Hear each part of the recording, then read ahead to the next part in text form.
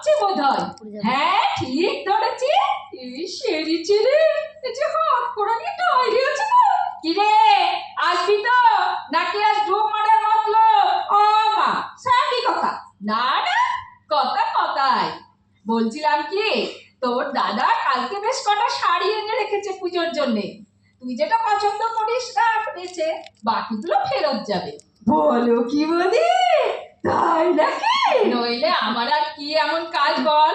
ওই দুটো কটা বাসন মাজা আর ওই একটু ঝাটপাট মোছা, ও তো দিব্যি চালিয়ে নিতে পারি আমি। না না না না না, সে কি, আমি তো দোতলা তিনতলা সেজে তোমার এখানে আসতেছিলাম। তা ঠিক, কিন্তু তোর আবার সে এক কল করা আছে না, 7 বাড়ি কাজ নিয়ে রোজ পালা করে একবারই ঢুক। আজ তোর দেরি দেখে ভাবলাম এত বেলা হলো যখন, আজ বুঝি ডুবের বাড়ি হয়ে গেলাম আমি। যা বৌদি, তুমি তো পেটের কথা সব বুঝে ফেললে গো। তবু দেখো কেমন ভুল হয়ে যায়, এই মাসেও মাইনে দেবার কথাটা কেমন ভুলে মেরে দিয়েছ। ওই দেখ, আজকে মায়নাটা চেয়ে রাখতে ভুলে গেছি। এই শাড়িতে গিট বাঁধলাম, কাল ঠিক চেয়ে রাখবো, দেখবি।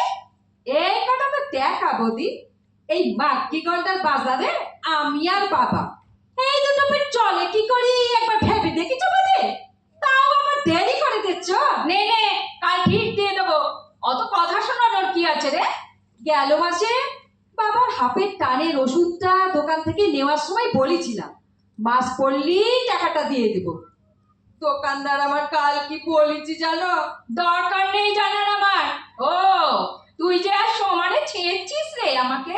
না না, ছেড়েছো কেন, মুখ যেখানে খোলা নেই তাই বলছি। এই যে তোমাদের ঘরে চাকরি বাকরি করো, সপ্তাহে 1.5 দিন ছাড়া অন্য অন্য কত ছুটি, আর আমরা এক বেলা কামাই করলেই তোমাদের গাল ফুলে ঠোল, আবার মাইনে কাটবে বলে ভয় দেখাও। ছাড়, তোর আজকে মাথা গরম আছে, বাড়ি যা, কাজ করতে হবে না তোকে। না না, সে কি কথা, আমি থাকতে সরো সরো দেখি কি কাজ আছে সেই ফেলে।